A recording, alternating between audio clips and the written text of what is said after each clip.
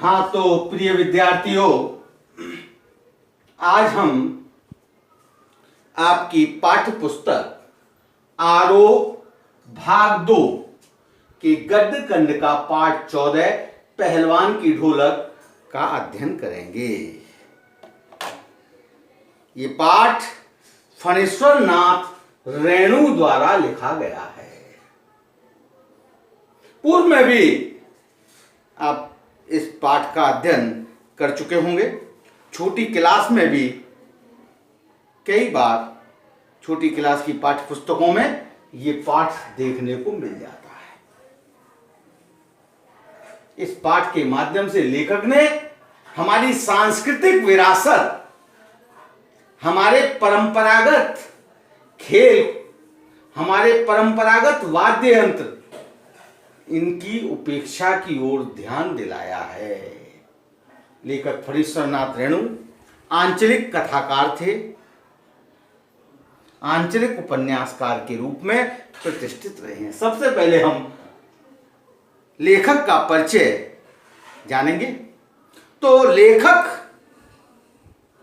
फणीश्वर नाथ रेणु हिंदी साहित्य के आंचलिक उपन्यासकार के रूप में प्रतिष्ठित रहे हैं।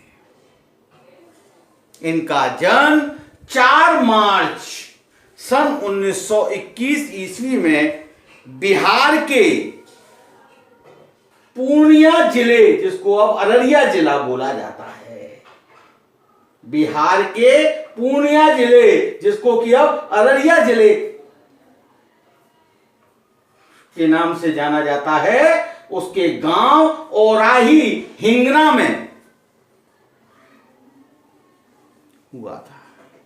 4 मार्च 1921 को बिहार के पूर्णिया जिले, जो कि अब अररिया जिले के रूप में पहचाना जाता है, कि औराही हिंगना नामक ग्राम में इनका जन्म हुआ था।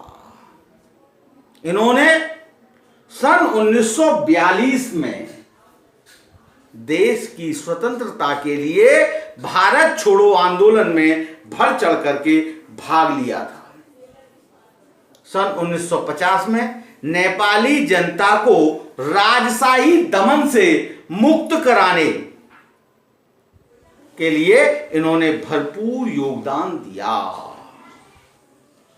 इनकी साहित्य साधना व राष्ट्रीय भावना को देखते हुए भारत सरकार ने इन्हें पद्मश्री पुरस्कार से भी अलंकृत किया।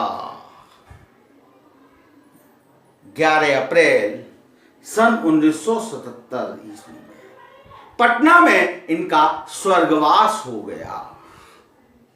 इनकी प्रमुख रचनाएं हैं उपन्यास के रूप में मेलांचल, परती परिकथा, दीर्घ तपा, कितने चौराहे, ये उपन्यास थे। कहानी संग्रह ठुमरी, अगिन खोर, आदिम रात्रि की महक, एक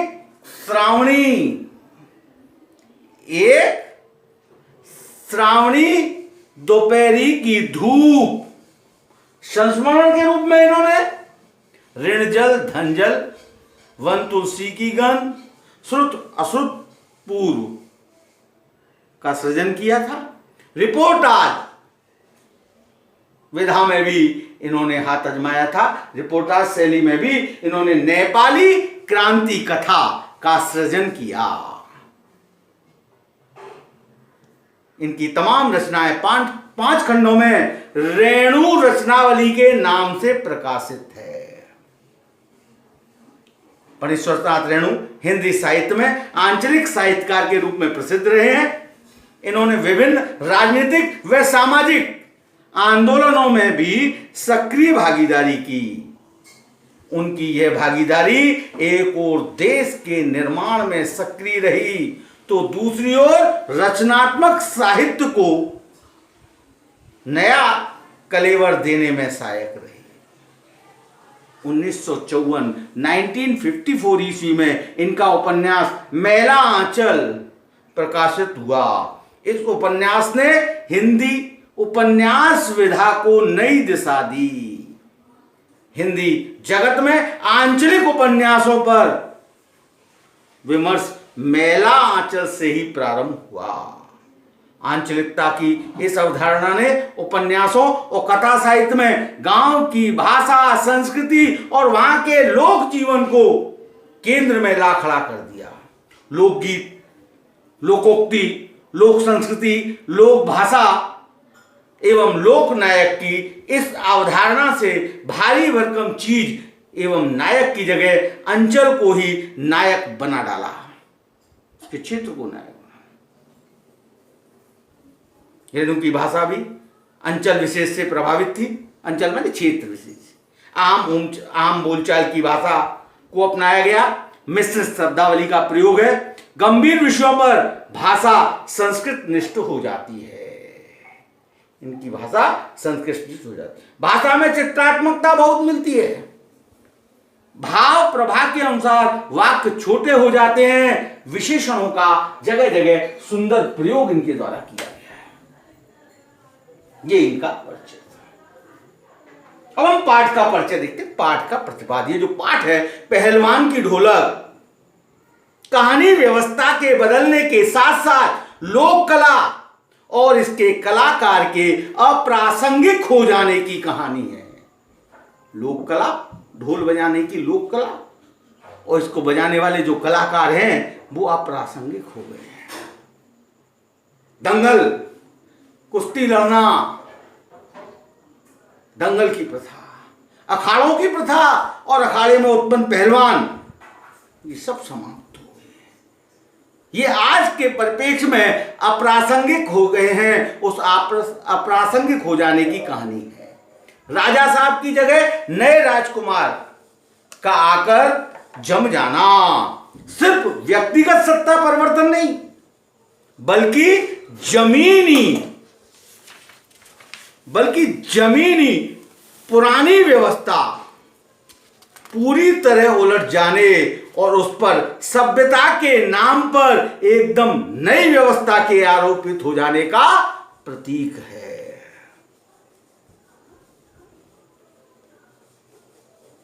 राजा साहब के स्थान पर नए राजकुमार का आगमन व्यक्तिगत सत्ता के परिवर्तन के साथ साथ पुरानी व्यवस्था के बदल जाने और नई व्यवस्था के आगमन का प्रतीक है। यह भारत पर इंडिया के छा जाने की समस्या है। भारत पर इंडिया छा जाने की समस्या है। जो लुट्टन पहलवान को लोक कलाकार से के आसन से उठाकर पेट भरने के लिए हाय तौबा करने वाली निरीहता की भूमि पर पटक देती है। लोक कलाकार भूखे, आज भी लोक कलाकारों की उपेक्षा हो रही है। आज भी लोक कलाकार भूखमरी के कारण कहां होती है नौटंकी, कहां स्वांग देखने को मिलते हैं यार। नाटक, रामलीला कहां, फिल्में, सीरियल, डिस्को गाने, भांगड़ा नृत्य, ये सब देखने। लोक नृत्य कहां, चरकुला कहां देखने को मिलता है। हाय तौबा करने वाली निर्ता की भूमि पर पटक देती है। ऐसी स्थिति में गांव की गरीबी पहलवानी जैसे शौक को क्या पालती। पहलवानी जैसा शौक कोई छोटा मोटा शौक नहीं है। खुराक चाहिए होती है। पहलवान के लिए खुराक का महत्व है। मेवा, बादाम, दूध, भरपूर मात्रा में भोजन, तब जाकर के पहलवानी होती है। परंतु गांव की गरीबी क्या पहलवानों को पाल सकती है। फिर भी पहलवान जीवट ढोल के बोल में अपने आप को न सिर्फ जिलाए रखता है, ढोल के बोल, क्योंकि ढोल को वो गुरु मानता है, बल्कि भूख व महामारी में दम तोड़ रहे गांव को मौत से लड़ने की ताकत भी प्रदान करता है। कहानी के अंत में भूख महामारी की शक्ल में आए मौत के षड्यंत्र मौत के षड्यंत्र जब अजय लुट्टन की भरी पूरी पहलवानी को फटे ढोल की पोल में बदल देते हैं, तो इस करुणा मई त्रासदी में लुट्टन हमारे सामने कई सवाल छोड़ जाता है। लुट्टन पहलवान कई सवाल छोड़ जाता है। वह पोल पुरानी व्यवस्था की है या नई व्यवस्था की है? जो ढोल में जो पोल है, ये जो विफलता है, ये किसकी विफलता है? पुरानी व्यवस्था की है कि वर्तमान परिप्रेक्ष्य की है? वर्तमान व्यवस्था की है। क्या कला की प्रासंगिक व्यवस्था की मुकापेक्षी है अथवा उसका कोई स्वतंत्र मूल्य भी है? मनुष्यता की साधना और जीवन सौंदर्य के लिए लोक कलाओं को प्रासंगिक बनाए रखने हेतु हमारी क्या भूमिका हो सकती है? यह पाठ कई प्रकार के प्रश्न छोड़ जाता है, अनुत्तरित प्रश्न छोड़ जाता है, जिसका आज तक कोई उत्तर नहीं। हम विकास की दौड़ में भागते चले जा रहे हैं, सभ्यता की दौड़ में भागते चले जा रहे हैं, अपनी पुरानी लोक संस्कृति, अपनी पुरानी सभ्यता को भूलते चले जा रहे हैं। यह इस पाठ का परिचय है।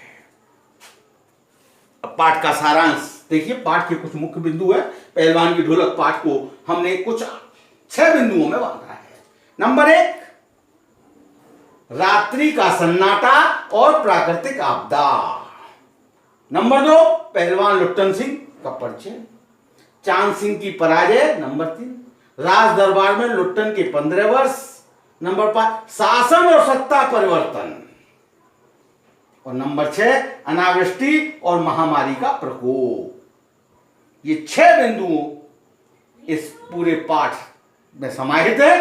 पूरा पाठ इन 6 बिंदुओं के चारों तरफ घूम रहा है। रात्रि का सन्नाटा और प्राकृतिक आपदा पहला बिंदु देते हैं। जाड़े के दिनों में गांव में मलेरिया और हैजे का प्रकोप फैला हुआ था। अंधेरी रात में सन्नाटा छाया हुआ था। ऐसे में लोग बलपूर्वक अपनी सिसकियां और आहों को दबाने का प्रयास कर रहे थे। निस्तब्ध आकाश में तारे चमक रहे थे। इसके अतिरिक्त प्रकाश का कहीं और नाम नहीं था, क्योंकि रात्रि अमावस्या की थी। जंगल में कभी कभार गीदड़ तथा उल्लुओं की डरावनी आवाज वातावरण की निस्तब्धता को भंग कर देती है। यानी उनकी आवाज जरूर सुनाई दे जाती है, किसी इंसान की आवाज सुनाई नहीं देती। झोंपड़ियों में पड़े मरीज भगवान का नाम ले रहे हैं, हाय राम, हे प्रभु, हे दीन बंधु। इस प्रकार बच्चों के निर्बल कंठों से मां मां की चित्कार के साथ रोने की आवाज आ रही थी। कुत्ते ठंड के कारण रात की ढेरी पर शरीर को सिकोड़कर पड़े थे। कुत्ते आपस में मिलकर अनिष्ट की आशंका से रो रहे थे। कहा जाता है जब कुत्ता रोता है तो कोई न कोई बुरा होता है। ये मान्यता हमारे यहाँ है। जब भी घर के दरवाजे या गांव में कुत्ता रोता है तो उसको हट हट करके भगा दिया जाता है, उसको डांट दिया जाता है, क्योंकि कुत्ते का रोना अशुभ माना गया है। और गांव में आपस में मिलकर अनिष्ट की आशंका से कुत्ते रो रहे हैं। पहलवान लुट्टन सिंह ऐसे हृदय विदारक वातावरण में केवल लुट्टन सिंह पहलवान की ढोलक की आवाज नया जोश भरकर संजीवनी का काम करती है। ऐसे निस्तब्ध अंधकार में, डरावनी रात्रि में अगर कुछ सुनाई दे रहा है तो वो क्या सुनाई दे रहा है? लुट्टन सिंह पहलवान की ढोलक की आवाज, जिससे लोगों में नया जोश उत्पन्न हो रहा है। वो संजीवनी का काम कर रहे हैं, मृत पाए लोगों में को जीवन प्रदान करने का काम, एक आशा की किरण जगाने, एक उम्मीद। लुट्टन सिंह को आसपास के सभी लोग जानते थे। बचपन से ही माता पिता की मृत्यु हो गई थी। बाद में उसकी सास ने उसका पालन पोषण किया। देखिए, सास ने पालन पोषण किया उसका, अर्थात बाल विवाह, बचपन में ही शादी हो जाया करती थी पहले ये जमाना ऐसा होता था। 5 वर्ष की लड़का, 2-3 वर्ष की लड़कियां, शादी हो गई, गोदी में ही फिर दिला दिए। माता पिता मर गए, बाद में उसकी सास ने उसका पालन पोषण किया, अर्थात पलने पोषण करने की अवस्था तक तो उसकी शादी हो चुकी थी, तभी तो सास ने पालन पोषण किया। अच्छे खान पान तथा पहलवानी के शौक के कारण उसका शरीर सुडौल और मांसल था, मतलब तंदुरुस्त पुष्ट शरीर था उसका। चांद सिंह की पराजय। एक बार लुट्टन श्यामनगर में होने वाली कुश्ती के दंगल को देखने गया। दंगल में पंजाब से अपने गुरु पहलवान बादल सिंह के साथ चांद सिंह नाम का पहलवान भी आया था। उसने अपनी उम्र के सभी पहलवानों को पछाड़कर शेर के बच्चे की उपाधि प्राप्त की थी। क्या? शेर के बच्चे की। इसका नाम क्या था? शेर के बच्चे।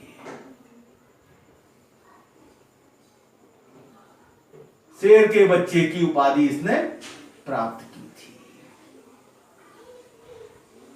चांद सिंह। चांद सिंह से भिड़ने की हिम्मत किसी पहलवान की न थी। श्यामनगर के राजा चांद सिंह को अपने दरबार में रखने की सोच ही रहे थे कि लुट्टन ने चांद सिंह को चुनौती दे दी। दर्शकों ने लुट्टन को पागल समझा। कुश्ती प्रारंभ होते ही चांद सिंह बाज की तरह उस पर टूट पड़ा। राजा साहब ने लुट्टन को समझाया और कुश्ती से हटने को कहा, किंतु लुट्टन ने राजा साहब से लड़ने की इजाजत मांगी। भीड़ में अधीरता थी।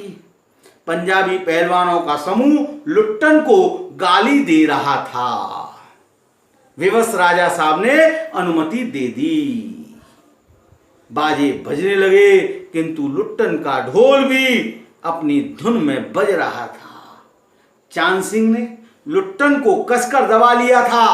लुट्टन सिंह ने उस ढोल की आवाज से प्रेरणा लेकर उसके शक्तिवर्धक ध्वनि का अनुसरण कर चांद सिंह के दांव काटकर उसकी गर्दन पकड़ ली। ढोल ने धाक धिना तिरकिट तिना की आवाज दोहराई। ढोल ने धाक धिना तिरकिट तिना की आवाज दोहराई, जिसका अर्थ लुट्टन ने लगाया, दाव काटो, बाहर हो जा। और लुट्टन ने चांद सिंह को जमीन पर दे मारा। ढोलक ने धिना धिना धिक धिना धिना धिना धिक धिना की आवाज निकाली। चांद सिंह को लुट्टन ने चारों कोने चित कर दिया। भीड़ मां दुर्गा की जय, महावीर जी की जय तथा राजा श्यामानंद की जय जयकार कर रही थी। लुट्टन ने श्रद्धा पूर्वक ढोल को प्रणाम किया। राजा साहब की को गोद में उठा लिया। राजा साहब ने लुट्टन को शाबाशी दी और सदा के लिए दरबार में रख लिया। चांद सिंह की पराजय लुट्टन को राजकीय सम्मान दिला गई। यहां पर अब राजा साहब ने रख लिया तो राज दरबार में 15 वर्ष लुट्टन को दरबार में राज पहलवान के रूप में रखा गया। लुट्टन की कीर्ति दूर दूर तक फैल गई थी। उसने काला खां जैसे पहलवान को परास्त कर स्वयं को स्थापित किया। मेलों में वे मदमस्त हाथी की भांति चलता, बच्चों की भांति चश्मा लगाकर खिलौने लेकर मेले से राज दरबार में पहुंचता। राजा साहब लुट्टन सिंह के साथ किसी को भी लड़ने की आज्ञा नहीं देते थे। इस प्रकार 15 वर्ष बीत गए। पहलवान की सास व पत्नी दोनों मर चुकी थी। लुट्टन के 2 पुत्र थे, दोनों ही पहलवान थे। दोनों ही लड़के राज दरबार के भावी पहलवान घोषित हो चुके थे। तीनों का भरण पोषण राज दरबार से हो रहा था। लुट्टन ने लड़कों से कह रखा था कि मेरा गुरु कोई आदमी नहीं, ढोल है। उसने अखाड़े में उतरने से पहले ढोल को प्रणाम करना आदि जैसे पहलवानी के सारे गुर लड़कों को सिखा दिए, यानी सारी टिप्स उन लड़कों को बता दी कि अखाड़े में उतर से पहले ढोल को प्रणाम करना। शासन और सत्ता परिवर्तन, प्रकृति का नियम है परिवर्तन, एक जाता है दूसरा आता है, ये प्रकृति का नियम है। अजर अमर कोई नहीं है, सब नाशवान है। परिवर्तन, राजा की मृत्यु के बाद राजकुमार को विलायत से बुलाया गया, विरासत में राज मिला और विलायत से उसको बुलाया गया, विदेश से उसको बुलाया गया। उसने पहलवानी के स्थान पर घोड़े की रेस को महत्व देना शुरू कर दिया। घोड़े की रेस कोर्स में पैसा लगाते हैं, आप देखते नहीं हो, फिल्मों में देखा होगा, घोड़े की रेस पर घोड़े की रेस को महत्व देना शुरू कर दिया, पहलवानी बंद कर दी। उसने पहलवानी पर दैनिक भोजन व्यय को सुनकर उन्हें दरबार से हटा दिया। पहलवानों की खुराक, उन पर रोज का जो खर्चा था वो अत्यधिक था, ये सुनकर उन पहलवानों को दरबार से हटा दिया। लुट्टन अपने दोनों बेटों के साथ वापस गांव में लौट आया। गांव के लोगों ने इनके लिए एक झोपड़ी डाल दी। खाने पीने की जिम्मेदारी गांव वालों ने ले ली थी, किंतु पहलवानों के खर्च को गांव वाले सहन नहीं कर पाए। उसके लड़कों ने मजदूरी करके अपना जीवन यापन किया। अंतिम अनावृष्टि और महामारी का प्रकोप। गांव पर भयानक संकट आया। पहले भयंकर सूखा पड़ा और अंत में मलेरिया और हैजे का प्रकोप बढ़ गया। प्रतिदिन 2-3 मौतें होने लगी थी। लोग एक दूसरे को ढाढ़स बनाते, लोगों के पास कफन तक की मुश्किलें पैदा हो रही थी। वे शवों को नदियों में डाल आते थे। लोगों की शक्ति क्षीण पड़ चुकी थी, उनमें बोलने तक की हिम्मत नहीं बची थी। ऐसे समय में लुट्टन के ढोल की आवाज ही लोगों में प्राण भरने का काम करती थी। महामारी देखिए उस समय भी आई थी। महामारी का प्रकोप आज भी है। आज भी महामारी से हम जूझ रहे हैं। कोरोना वायरस कोविड-19 से हम जूझ रहे हैं। उस समय भी यही स्थिति थी, ऐसी कफन की मुश्किलें हो रही। अब तो लोग इकट्ठे होने की मुश्किल, सोशल डिस्टेंसिंग, सामाजिक दूरी का पालन करना, मास्क पहनना, सैनिटाइजर, ये सब अनिवार्य कर दिया है अगर बचना है तो। शादी विवाह सब ऑनलाइन हो रहे हैं, आना जाना सब बंद है। सारी शुभकामनाएं, शोक संवेदनाएं फोन के माध्यम से दी जा रही है। ये स्थिति आज।